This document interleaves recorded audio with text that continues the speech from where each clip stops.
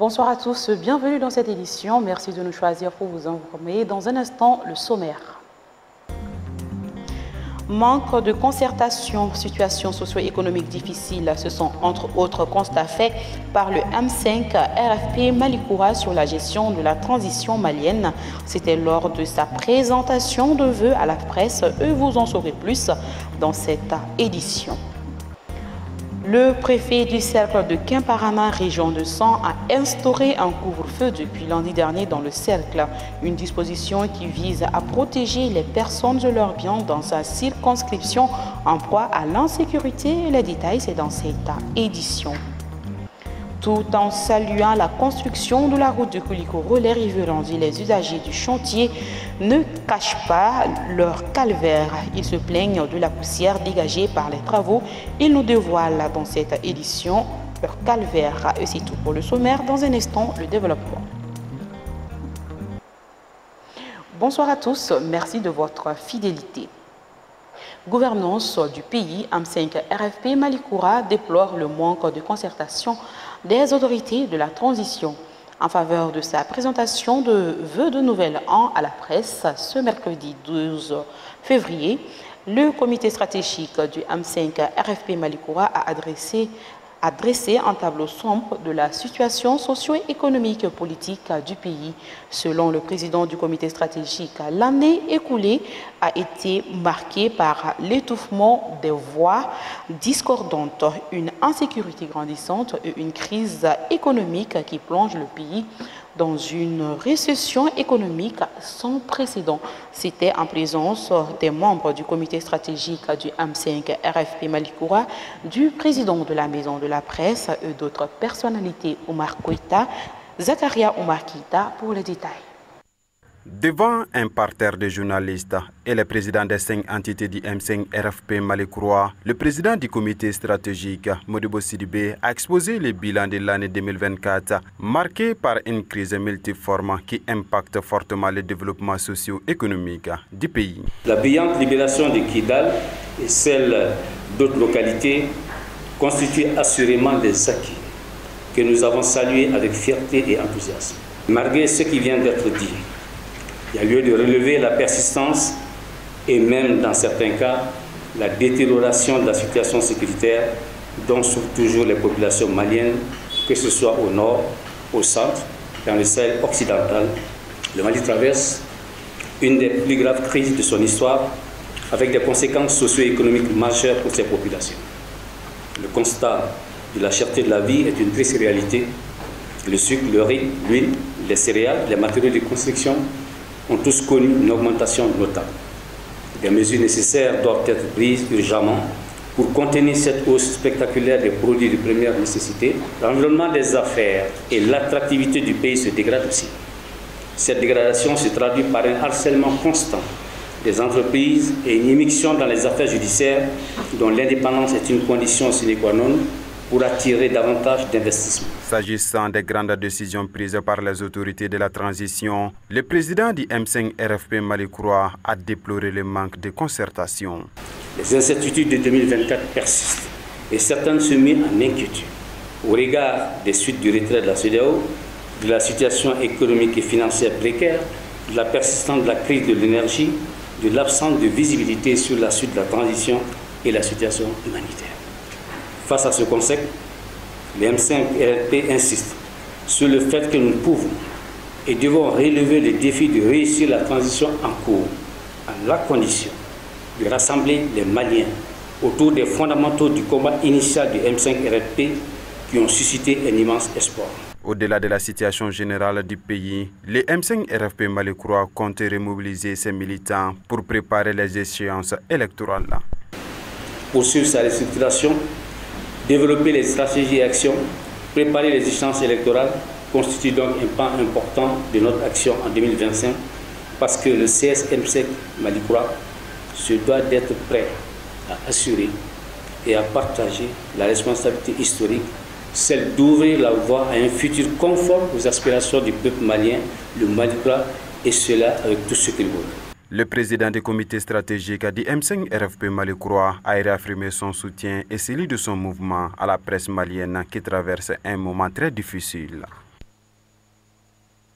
Nouvelle redevance des médias privés. Le président de la Maison de la Presse réagit aux arrêtés interministériels. Présent à la présentation de vœux de Nouvel An du M5 RFP Malikoura, le président de la Maison de la Presse a profité de l'occasion pour s'exprimer sur les arrêtés interministériels visant à augmenter, voire de doubler le montant de la redevance annuelle pour les télévisions et les radios privées. Tout comme les fêtières de la presse, Bandjougou Danté exige la suspension immédiate de l'arrêté. Écoutons-le. Ces derniers jours, nous avons été au regret de constater que dans un environnement que le Premier ministre Modibo vient de décrire parfaitement, caractérisé par la précarité, par une situation énergétique persistante, par des difficultés de tout genre, des médias qui se battent sans salaire, sans revenu, et tout ça là, dans un environnement caractérisé par la concurrence déloyale. Concurrence déloyale parce que les médias conventionnels sont sacrifiés au profit des médias sociaux, sans existence légale, sans formation et parfois très dangereux. Nous sommes sacrifiés et c'est cette période qui est choisie par la HAC pour initier des projets d'arrêtés interministériels prétextant que dans la sous-région, nous payons les tarifs les moins chers, comme si on ignorait superbement l'histoire médiatique du peuple malien, qui est différent de l'histoire médiatique des autres pays de la sous-région. Et c'est dans ce contexte difficile que la HAC initie des arrêtés interministériels qui sont signés par le ministre de l'économie et des finances et le ministre de la communication. Et c'est la HAC maintenant qui fait la promotion de ces arrêtés-là, comme si elle en était le signataire. Le gouvernement a signé un arrêté sur proposition de la HAC, c'est l'arrêté de l'État. Du haut de cette tribune, nous invitons le ministre de la Communication et le ministre de l'Économie et des Finances à accepter le dialogue proposé par la presse en ligne et les organisations de la presse audiovisuelle. La Maison de la Presse suit avec attention cette situation, pour que la décision prise à la verticale par la HAC soit purement et simplement retirée. Aucun média malien ne peut payer ces montants. Si c'est fait pour faire taire les gens, si c'est fait pour avoir un instrument qui permettra à la HAC de dire à une télévision ou à une radio, de toute façon tu ne peux jamais payer ces montants, tu te tais ou on te ferme, nous n'allons pas l'accepter. Je vous le disais dans le sommaire, un couvre-feu a été instauré dans le cercle de Kemparana.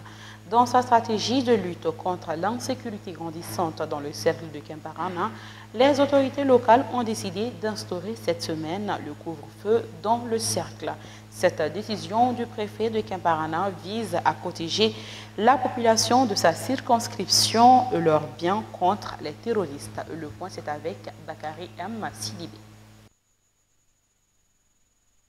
Depuis des moments, le cercle de Kemparana dans la région de San est confronté à des défis sécuritaires importants. Face à la situation, les autorités sont à pied d'œuvre pour protéger les personnes et leurs biens.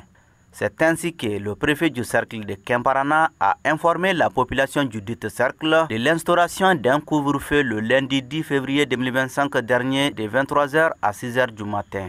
Et c'est là jusqu'à nouvel ordre dans la ville de Kemparana et ses environs. Aussi, la préfecture interdit pour cause d'insécurité la circulation des véhicules de transport de 18h à 7h du matin.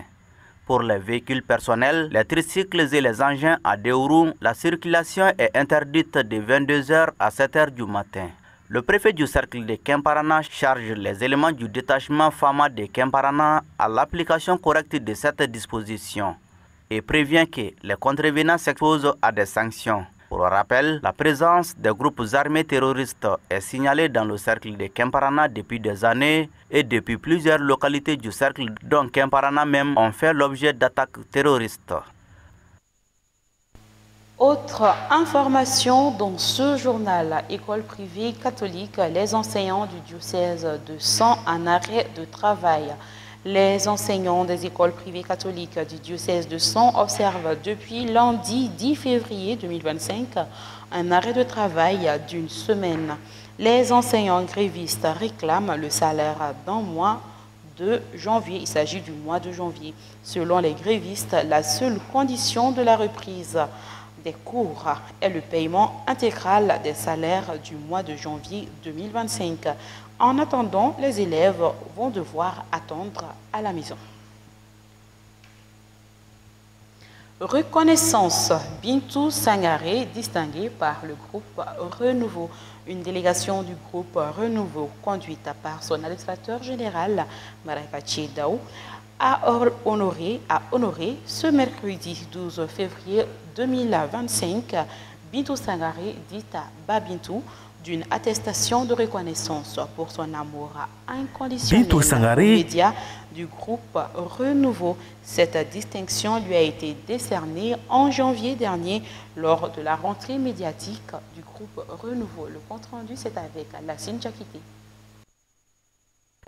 Bintou Sangaré, dite Babintou, fidèle auditrice et téléspectatrice de Renouveau FM et Renouveau TV, bref, une inconditionnelle du groupe Renouveau, a été honorée lors de la rentrée médiatique 2025 du groupe Renouveau par une attestation de reconnaissance. Quelques semaines après cette cérémonie, la lauréate vient de recevoir sa distinction chez elle. Ce geste de reconnaissance vient souligner l'importance qu'elle accorde au groupe Renouveau et à son personnel.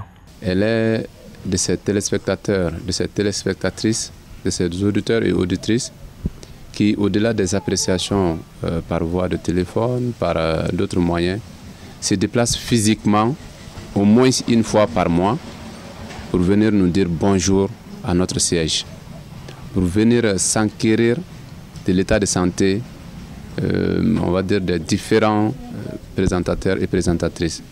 Ça, c'est quelque chose qui fait vraiment chaud au cœur. Ça, c'est quelque chose de remarquable. Et dans le cadre de notre rentrée, il a été unanimement décidé de lui décerner cette attestation de reconnaissance en tant qu'auditrice fidèle, téléspectatrice fidèle de notre télé, notre radio et de nos autres organes de presse. Babintou, touché par le geste et la considération, a exprimé sa gratitude au groupe Renouveau. Dieu seul sait à quel point je suis contente. Je remercie le groupe Renouveau pour tout ce qu'il fait pour moi. Quand je vais à la télé, tout le monde m'apprécie, les journalistes et tout le personnel. Je suis vraiment reconnaissante. Que Dieu vous accompagne dans vos missions. Je ne vais jamais oublier ces gestes.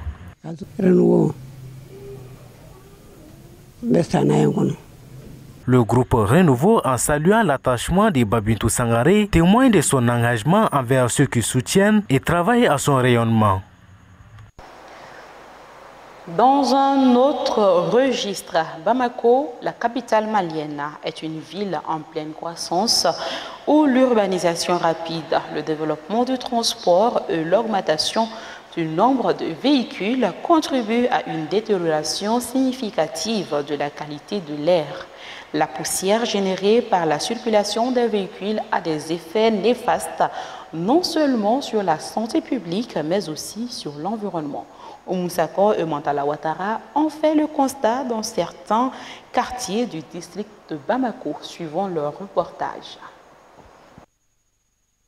À Bamako, quitter un point A pour un point B sans se salir ou sans être couvert de poussière relève d'un miracle. Une capitale qui ressemble à un champ de ruines, envahi de poussière et d'ordures. Cette situation est aggravée par l'état désastreux des routes. C'est le cas de la route de Koulikoro en chantier qui s'étend de la devanture du Grand Hôtel de Bamako au quartier de Djelibougou. Interrogés, les riverains et les usagers se plaignent de la poussière des travaux en cours sur le tronçon.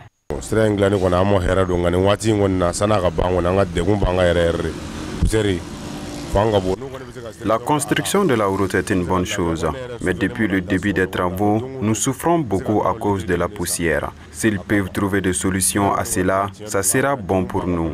Quand je me couche la nuit, je ne trouve pas le sommeil à cause de la toux. yɔrɔw lajɛ a bɛɛ ye bɔgɔ ye a degun ka bon tiɲɛ yɛrɛ la. Clients yɛrɛ b'u plaignent poussière ko la an bɛ tile ka minɛn ninnu kongo pour que clients bɛ se ka na. Les clients se plaignent toujours de la poussière. Je passe la journée à nettoyer les fruits pour que les clients puissent venir. L'affaire de la poussière commence à nous faire perdre des clients. Cette situation fait que nous avons tout le temps la grippe.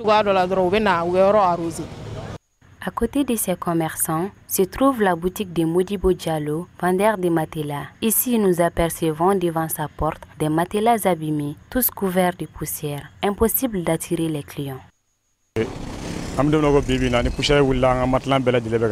Là où nous sommes, nos matelas sont tous abîmés par la poussière. Nous passons toute la journée à les enlever de la poussière. Souvent, ils arrosent, mais ça ne se fait pas au rythme souhaité. Ce qu'ils doivent savoir est que nous sommes ravis de la construction de cette route. Mais nous leur demandons d'augmenter les rythmes d'arrosage afin de nous mettre à l'abri de la poussière.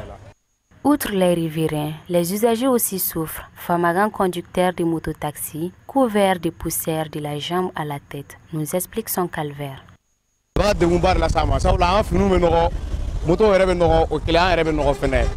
Nous souffrons beaucoup de cette situation. Nos habits et nos motos sont tous sales. S'ils parviennent à terminer vite les travaux, cela nous fera plaisir et il y en aura moins de poussière. Ils arrosent chaque jour la route, mais avec tout ça, la poussière persiste. Je crois qu'on doit balayer la route.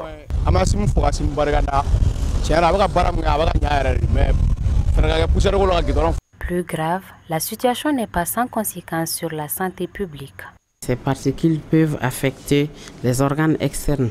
Et ces organes externes, en général, c'est la peau, c'est les yeux que ça pénètre. Mais les particules qui sont plus petites et qui peuvent pénétrer par le nez vont aller jusqu'au niveau des alvéoles. En général, ça peut favoriser, sinon aggraver l'asthme. Et en donnant surtout des crises d'asthme à répétition, ça peut donner des trachéites, comme ça peut donner aussi des pneumonies. Sinon, le plus souvent, ça aggrave les maladies respiratoires chroniques. À notre passage, les chefs des chantiers n'ont pas voulu s'exprimer à notre micro sur les dispositions prises par l'entreprise chargée des travaux de construction de cette route pour protéger les riverains de la poussière. Au-delà de l'arrosage permanent de la route réclamée par les usagers et les riverains, il est demandé à la société chargée de la construction d'accélérer les travaux pour abréger la souffrance des populations. C'est la fin de cette édition. Merci à vous de l'avoir suivi. Très heureuse de vous avoir informé sur ce bon sud de programme sur une nouvelle télé, la télé totalement vôtre. Au revoir.